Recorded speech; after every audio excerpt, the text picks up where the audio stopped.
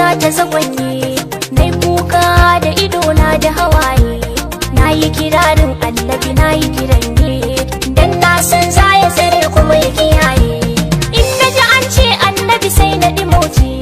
sai na ji dai yayi fari sai na kasance, gani na zo gun kama aiki da farance, kai mun sitirar kama aiki da azance. Nai ladabi na tsuguna annabi gani,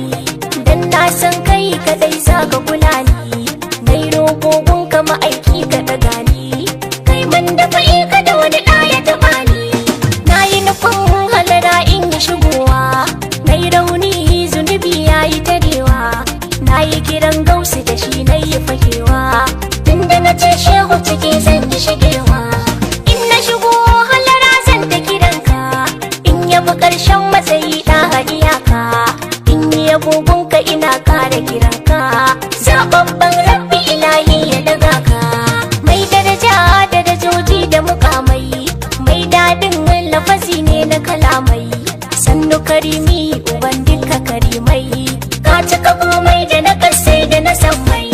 sannu da girman ka gwanin sada zumunta, sannu madafa suturar duk mazaraita, sannu ruwan wanke zukata, sannu mashaya madadin duk makusanta.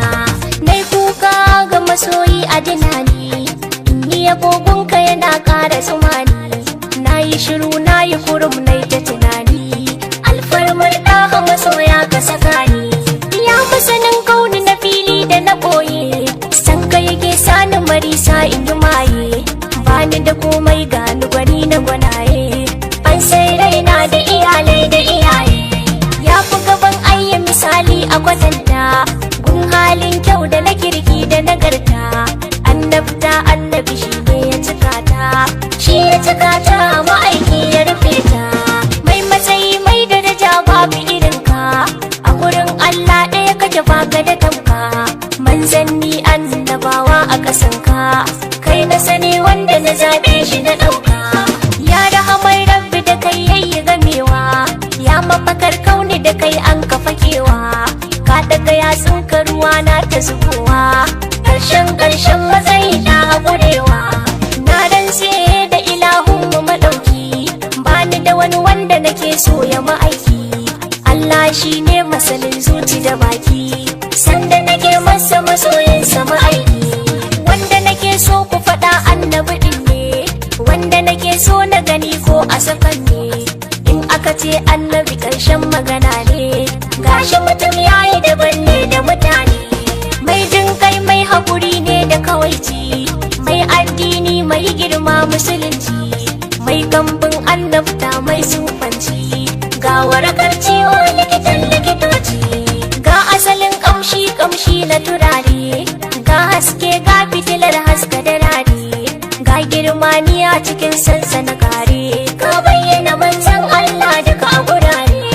annabi shine ilimi na da sani na, annabi shine manufata da nufina, annabi shine jina da ganina, annabi shine tafiyata da zamana, annabi shine sitirata jalabina, annabi ne garkuwata da fa'ina, annabi ne wanda nake son sa a raina,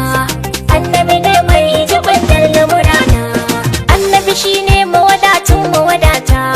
annabi shine sitirar duk masuturta, annabi shine karfin duk mahukunta, annabi shine asalin duk halitta,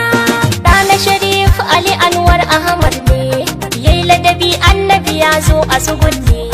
yayi kirari kuma ya zo da barane, tunda ya zo gun kashe mai nasara ne,